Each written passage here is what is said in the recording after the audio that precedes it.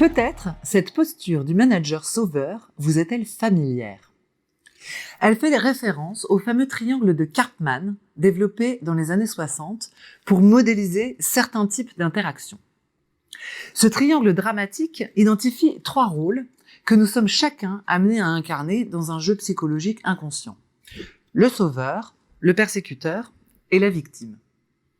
Le sauveur, qui ne peut s'empêcher d'aider et qui intervient même lorsqu'il n'est pas sollicité, développe une image positive de lui et croit instaurer un rapport de confiance. C'est souvent l'écueil d'un management collaboratif. Ne t'inquiète pas, je m'en occupe. Je vais régler ça, ou j'en prends la responsabilité. Je me donne ainsi l'illusion d'être utile et de protéger mon équipe.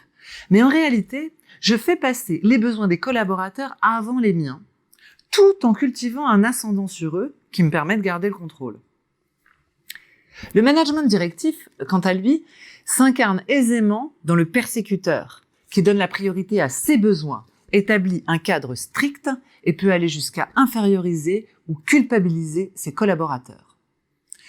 Mais en réalité, ces postures de sauveur et persécuteur, qui semblent opposées, placent toutes les deux le collaborateur en situation de dépendance et d'incapacité.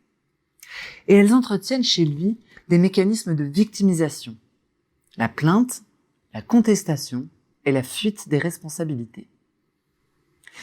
Dans le système relationnel qui s'instaure entre un manager et un collaborateur, il est facile de basculer ou de se laisser entraîner dans ces mécanismes. C'est non seulement contre-productif, mais c'est extrêmement usant psychologiquement. Alors, comment sortir du triangle dramatique de Karpman ?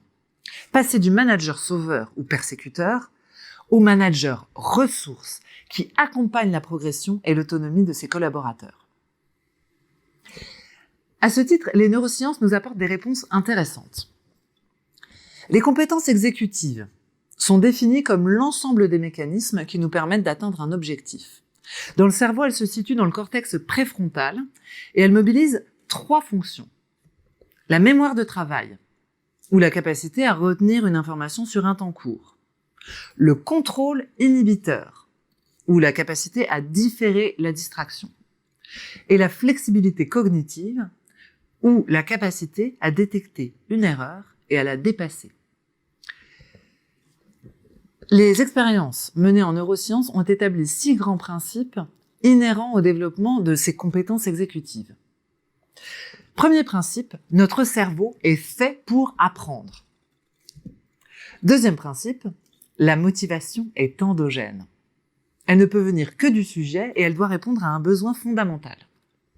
Troisième principe, l'erreur est nécessaire. C'est justement le décalage entre la prédiction et la réalité qui est la source de l'activation neuronale. Quatrième principe, l'autonomie est indispensable.